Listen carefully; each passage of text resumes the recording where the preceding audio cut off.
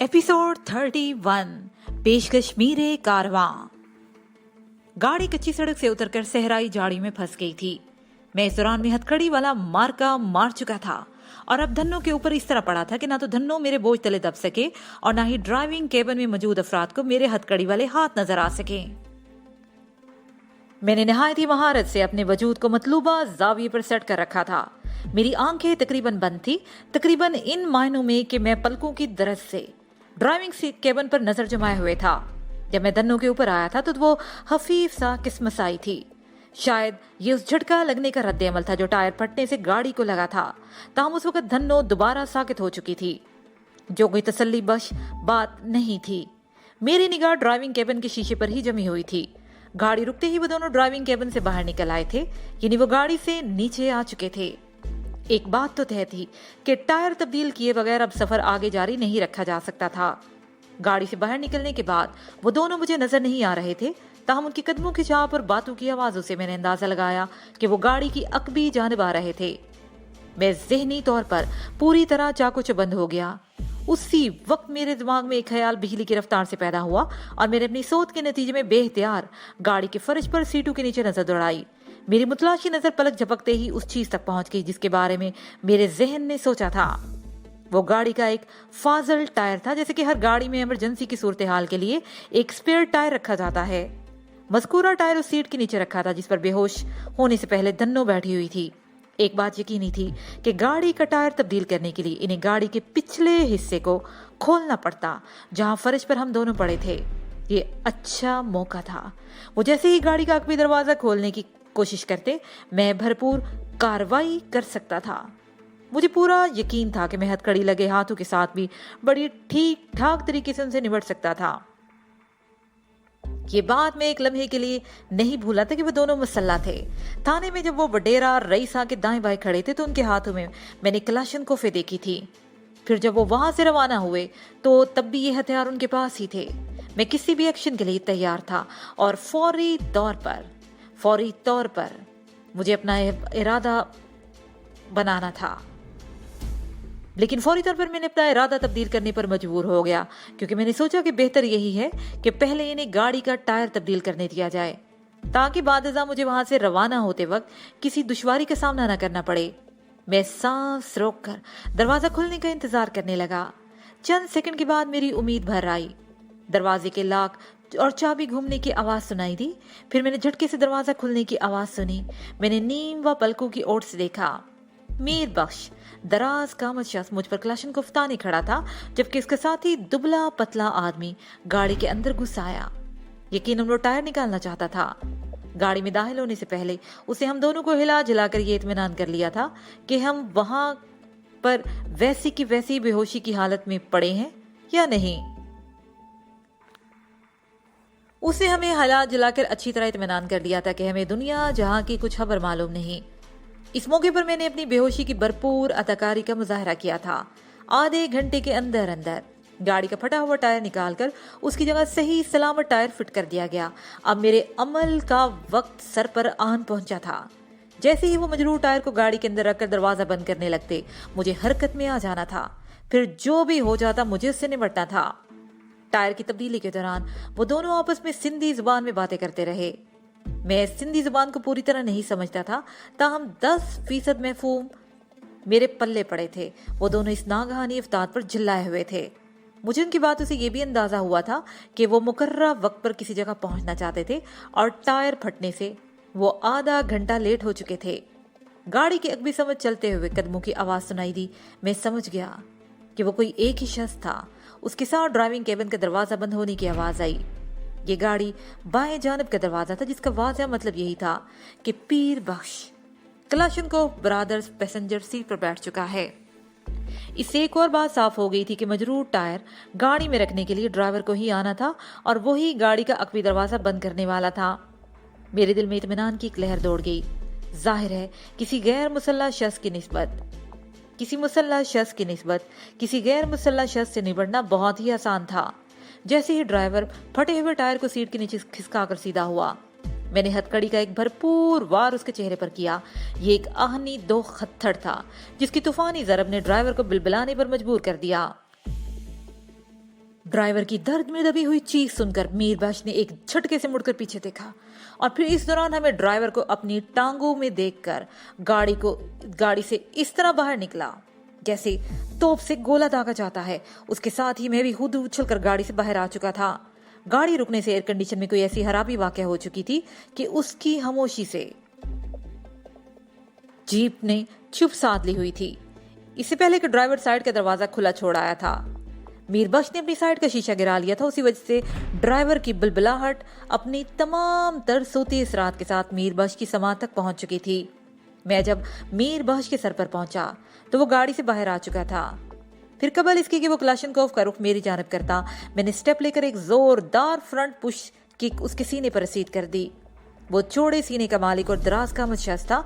फिर उसकी बदन की मजबूती में भी कोई कलाम नहीं था, मगर मेरी किक भी कोई कम ठोस नहीं थी। उसमें भी गम और गुस्सा वाफर मिकदार में शामिल था। मीरबख्श गाड़ी के खुले हुए दरवाजे के अंदर जा पड़ा। उसका स्टीयरिंग व्हील से सर टकराया मगर उसका जिस्म रुका नहीं। मेरी किक के जबरदस्त पुश ने उसे लड़काते हुए ड्राइवर साइड के खुले हुए दरवाजे से गाड़ी की दूसरी समत रेतली जमीन पर पहुंचा दिया। ताहम इस दौरान में क्लाशनकोव को उसने हाथ से नहीं छोड़ा था। जब मीरबख्श ड्राइविंग कैबिन में लुढ़क रहा था तो मैं उसके वसी डैशबोर्ड पर एक क्लाशनकोव देख रहा था। ये यकीनन ड्राइवर का हथियार था जिसे मैंने गाड़ी के अकब में लगभग 20 फुट दूर रेत में धकेल दिया था। मेरी निगाह चारों जानब रेत ही रेत दिखाई दे रही थी। इस लकोदक सहरा में कहीं कहीं झाड़ियों का वजूद भी नजर आ रहा था। सर पर सूरज आग बरसा रहा था। मैं अपने तजर्बे को काम में लाते हुए अंदाजा लगा रहा था कि वो दोपहर का वक्त था। हम अली सुबह थाने से रवाना हुए थे और इसका मतलब था कि हम तकरीबन 2-4 घंटे बेहोश रहे थे और दन्नो तो अभी तक गाड़ी के फर्श पर बेसुध पड़ी थी। मैं अकाबी नजर से मीरबख्श को देखने लगा। उसकी जानब बड़ा ही था कि वो उठकर खड़ा हो चुका और क्लाशनकोव को मेरी जानब सीधा कर चुका था। ये बहुत ही नाजुक लम्हात थे। अगर मैं एक भी लम्हे में चूक जाता तो क्लाशनकोव से निकलने वाली गोलियों की बौछार मुझे छलनी कर देती। मैंने जस भरकर हैंड स्प्रिंग लगाया और फिर फ्रंट समर साल्ट लगाते हुए मीरबख्श के ऊपर से गुजरकर उसके अकब में अपने कदमों के बल सीधा खड़ा हो गया। उसी वक्त मुझे अपने पीछे गोलियों की तड़तड़ाहट सुनाई दी। मैं एड़ियों पर अबाउट टर्न हुआ। वो फायरिंग मीरबख्श की क्लाशनकोव से की गई थी। उसने उस जगह को निशाना बनाया था जहां हैंड स्प्रिंग लगाने से पहले मैं खड़ा था। मैंने वाज़ेह तौर पर नोट किया था कि मीरबख्श ने मेरे कदमों में गोलियां बरसाई थी और उस सहरा की रेत फिजा में उछल गई थी। मीरबख्श की इस हरकत पर मैं चौंके बगैर नहीं रह सका था। मुझ पर यह हकीकत आश्कार हो रही थी कि वो मुझे जान से मारने का इरादा नहीं रखता, बल्कि सिर्फ जख्मी करना चाहता था। अगर वो मेरी जान का दुश्मन होता तो फायरिंग का रुख मेरे सीने या सर की जानिब होता। मीरबख्श मेरे कलाबाजी पर महवे हैरत हुआ।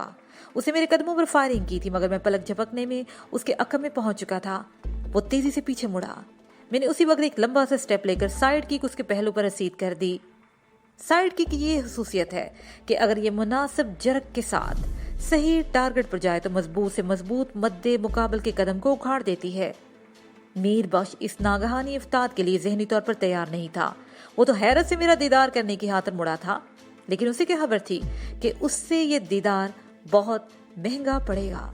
मेरी साइड किक ने उसकी पहलू की भरपूर मिजाज पुरसी की थी और वो जमीन पर कलाबाजियां खाते हुए मुझसे 15 फुट दूर जा गिरा था। एक मार्शल आर्टिस्ट के मद्दे मुकाबिल अगर कोई मार्शल आर्टिस्ट ही हो तो फन्नी दावपेच का मुजाहरा निस्बतन आसान होता है और मुकाबले में एक हुस्न पैदा हो जाता है जो देखने वालों को भी महफूज करता है। यहाँ मेरा मुकाबला एक जट किस्म के पहलवान से था और इसलिए मैं अपने फन का भरपूर मुजाहरा करने से कासिर था। मद्दे मुकाबल की हरकत के मुकाबले में मैं तोड़ ही पेश कर रहा था। इस मर्तबा मीरबख्श के हाथ से क्लाशनकोव छूट चुकी थी और उसके चेहरे पर तकलीफ के आसार भी नजर आ रहे थे। क्लाशनकोव उसके नजदीक ही रेत पर पड़ी थी। वो कराहते हुए उठा और सबसे पहले क्लाशनकोव को अपने हाथ में ले लिया। इस दौरान मैं कदरे उसके करीब पहुंच चुका था, ताहम हमारे दरमियान अब भी 8-10 फुट का जमीनी फासला हायल था। वो अपनी क्लाशनकोव को मुझ पर तानते हुए फुंकारा, शराफत से गाड़ी में जाकर बैठ जाओ वरना। इसके साथ ही उसने धमकी अमेज अंदाज में क्लाशनकोव को हरकत दी। वो सिंधी लबो लहजे में उर्दू बोल रहा था। थाने में ये दोनों अफराद बिल्कुल खामोश खड़े थे। जब हम गाड़ी में सवार हो रहे थे तो उस वक्त मैंने मीर बख्श से वडेरे के बारे में एक सवाल पूछा था, जिसका उसने जवाब भी दिया था। उसके बाद वो अब तक मुझसे कोई लफ्ज नहीं बोला था और खासा खतरनाक बोला था। मैंने अपनी नजर मीर बख्श के शानों पर टिका रखी थी ताकि वो अपनी क्लाशनकोव को कोई मोहलत हरकत देने का इरादा करे तो मैं बर वक्त बचाव कर सकूं। किसी भी किस्म की फाइट के दौरान में अपने मद्दे मुकाबल के जिस्म के दो मकामात को कभी नजरअंदाज नहीं करना चाहिए। एक उसकी कमर, दो उसके शाने यानी कंधे। पांव और टांगों की हर हरकत को कमर की बदलती हुई पोजीशन से कबल अज वक्त जाना जा सकता है। इसी तरह हाथ और बाजू की हरकत को जानने का मरकज कंधे होते हैं।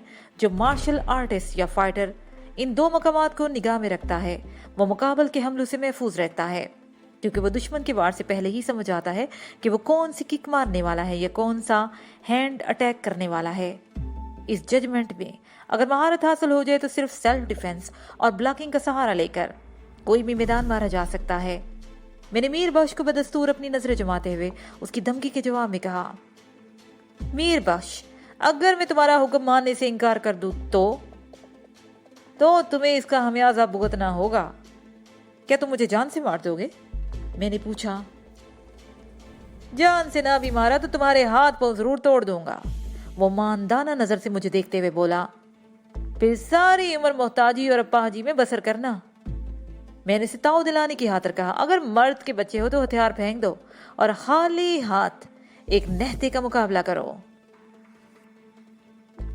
मीर बख्श मजबूत जिस्म का मालिक पहलवान सिर्फ शख्स था, तो मेरे जिम्नास्टिक के कमालात ने उसे दो हाथ रेत फांकने पर मजबूर कर दिया था। मैं इसको बरहम करने के साथ साथ पूरी तरह तोल नाप भी रहा था। मैं इस किस्म के स्टांस में रेड अलर्ट था कि अगर वो मुझ पर फायरिंग करने के लिए जरा से भी जुम्बिश करता तो मैं इसके निशाने को तब्दील कर सकता था, इसलिए मुतमईन था। वो मेरे तंज पर तिल मिलाकर बोला,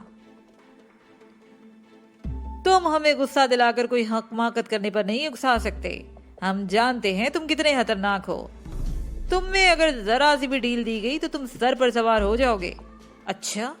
मैंने हैरत से आंखें पटपटा कर कहा, तुम में मेरे बारे में ये नादर मालूमात कहाँ से हासिल हुई? ज्यादा बकवास नहीं करो, वो धाड़ा, और चुपचाप जाकर गाड़ी में बैठो। अपनी बात खत्म करते ही उसे चौंक कर मेरे अकब में देखा। उस वक्त हम दोनों इस पोजीशन में से एक दूसरे के मद्दे मुकाबल थे। सियाह गाड़ी हमारे पहलू में आ गई थी। मेरा रुख उसी जानिब था जिधर गाड़ी का रुख था, यानी मीर बख्श का चेहरा उस तरफ था जिससे हम आए थे। गोया वो गाड़ी के अकब में देखकर चौंका था। उसने चौंकने के अंदाज में मुझसे बात की थी। मैंने थोड़ी देर कबल गाड़ी के अकबी हिस्से में से ड्राइवर को बाहर फेंक दिया था। यकीनन वो ड्राइवर ही मेरी पुश्त पर पहुंच चुका था। मैंने ड्राइवर की आमद की आवाज पर तवज्जो मरकूज करते हुए अपने और उसके दरमियान हायल फासले का मुहतात अंदाजा लगाया और फिर उसी की जानिब देखे बगैर एक बैक किक लगाई और हवा में उछला और मेरी फ्लाइंग किक ड्राइवर की पेशानी पर लगी। उसके हलक से एक खौफनाक चीख खारिज हुई और वो दोनों हाथों से अपना चेहरा ढांपते हुए जमीन बोस हो गया। जब वो जमीन पर गिर रहा था तो मैंने एक हाथ उसकी कमर पर डाला। मैंने उसके हाथ में एक आहनी राड की झलक देखी थी जो चेहरा थामते हुए उसी के चेहरे से टकरा गई थी। इस दोहरी चोट ने उसे गिरने से पहले एक मरतबा फिर चीखने पर मजबूर कर दिया था। ड्राइवर ने कहीं से आहनी राड निकाल ली थी और मेरी बेहबरी में पुश से हमलावर होने का इरादा रखता था, लेकिन मेरे बरवक्त अमल ने उसके इस मजमूम अज़ाइम को नाकाम कर दिया था। अब तुम कोई हरकत नहीं करोगे? मेरी समाज से मीर बख्श की सरसराती हुई आवाज सुनाई दी। मैंने मुड़कर उसकी जानिब देखा और कहा, अगर मैं हरकत नहीं करूंगा तो फिर बरकत कैसे पैदा होगी? वो चिढ़कर बोला, तुम अपनी नापाक जुबान बंद रखो और मैंने तुमसे जो कहा है उस पर अमल करो। मैं भी तो वही कह रहा हूँ मीर बख्श, मैंने कहा। वो उलझनदार अंदाज से बोला, क्या कह रहे हो तुम? मैंने कहा, यही कि हरकत में बरकत होती है। अगर मैं हरकत नहीं करूंगा तो तुम्हारा हुक्म किस तरह मान सकूंगा और बगैर हरकत की मैं गाड़ी में किस तरह बैठ सकता हूँ? मैं बात करते हुए गैर महसूस अंदाज में उसकी जानिब से रख रहा था। वो मेरे अज़ाइम को भांप गया और तंबीही लहजे में बोला, तुमने अगर कोई चला के दिखाने की कोशिश की तो मैं गोली मारने में एक लम्हे की ताहीर भी नहीं करूंगा। मैंने कहा, ना मैं चलाक हूं और ना ही किसी किस्म की चलाकी दिखाने का मेरा कोई इरादा है। तुम हाँ मुझसे खौफजदा हो, हालांकि तुम्हारे हाथ में हथियार भी है। देखो, बेबस और कमजोर जाहिर करने में तुम्हारी कोई चाल पोशीदा है, मीर बख्श ने फुंकारते हुए कहा। वरना थोड़ी देर पहले मैं तुम्हारी जो फुर्तियां देख चुका हूं, उससे बाखूबी अंदाजा लगाया जा सकता है तुम कितने सीधे हो। मैंने कहा अगर मैं सीधा नहीं होता तो क्या तुम लोग इतनी आसानी से मुझे और मेरी साथी को अगवा कर सकते थे?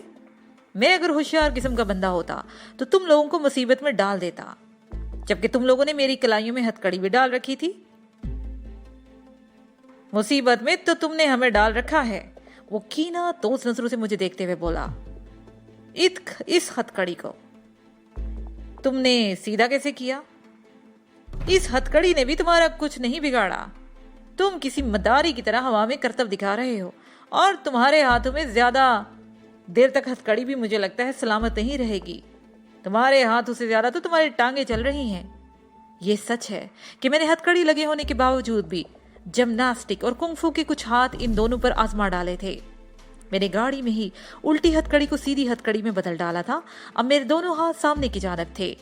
दोनों कलाइयों में हथकड़ियों के मजबूत आहनी कड़े फिट थे।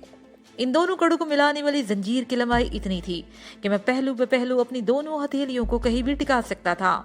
मैंने थोड़ी देर पहले हैंड स्प्रिंग और बैक फ्लैग का जो मुजाहरा किया था, वो दोनों हथेलियां गरम रेत पर जमा कर किया था। वैसे यही काम मैं हथेलियों के बजाय दोनों पंची से भी कर सकता था। मुझे शाओलिन टेम्पल में तरबियत के दौरान में इंतहाई मुश्किल और कठिन पुशअप्स भी लगाना सिखाए गए थे। इसके साथ ही ये पार्ट अपने इख्तिताम को पहुंचा।